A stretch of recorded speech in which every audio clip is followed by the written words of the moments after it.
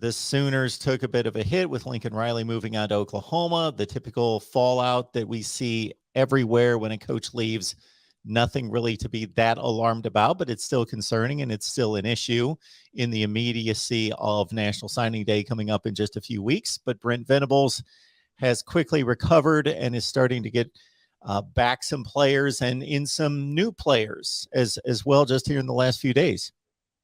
No, yeah, absolutely, Mark. And I think, to your point, when Riley was still here, Oklahoma was, hovering around the anywhere from the 5 to 7 range in terms of what this class would look like. And then, obviously with everything happened, they had a host of decommitments.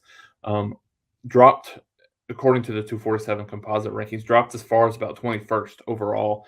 But to your point, Mark, there's been about over the last week or so since Venables has kind of got on the recruiting trail, I should say.